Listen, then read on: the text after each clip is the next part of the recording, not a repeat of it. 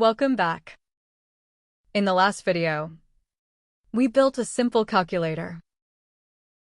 It could add, subtract, multiply, and divide numbers. But there was one small problem. The numbers were fixed. Every time we ran the program, it used the same values. 25 and 10. What if someone wants to use different numbers? Do we have to change the code every single time? Thankfully, no. Python has a better solution. It can ask the user for information. Let's see how it works.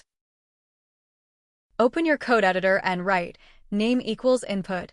What is your name? Now, let's display the value. Print name. Run the program. Something new happens.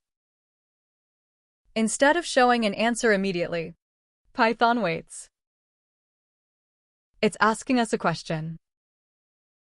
Let's type Alex and press enter. Now look at the output. Alex. Interesting. Python remembered what we typed and then displayed it back to us. Let's understand what's happening. The input command asks the user for information. The message inside the quotation marks is the question we want to display. In our case, what is your name? When the user types something and presses enter, Python stores that answer in the variable called name. So if the user types Alex, name becomes Alex. If the user types Emma, name becomes Emma. The program changes automatically. Now, let's make it a little more interesting. Write name equals input. What is your name? Print hello, print name. Run the program. Type your name and press enter. The output becomes hello, Alex. That's nice. But we can make it even better. Let's write name equals input. What is your name? Print hello plus name. Run it again. Type Alex. Now the output becomes hello, Alex. This feels much more personal. The program is using information provided by the user.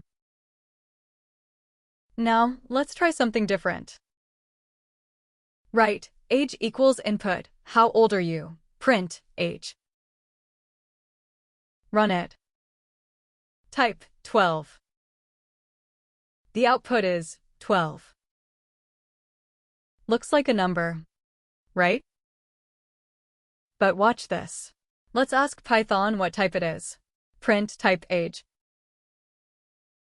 Run the program again. Python shows str. Wait. String? But we typed a number. Here's something important to remember. The input command always gives us text. Even if the user types 12 or 100 or 5,000. Python still treats it as text. We'll learn how to convert it into a real number in a future lesson. Before we finish, let's try a quick challenge. Look at this code. Name equals input. What is your name? Print name. Suppose the user types Sam. What do you think will appear on the screen? Pause the video if you'd like to think about it. Ready? The answer is Sam. Because whatever the user types gets stored inside the variable. Let's try one more. Name equals input. What is your name? Print hello plus name. If the user types Emma, What will the output be?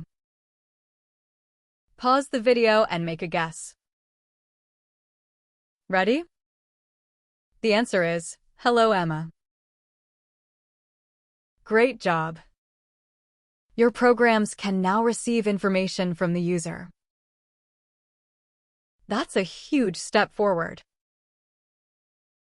In the next video, we'll learn how to turn user input into real numbers and use it to build a better calculator.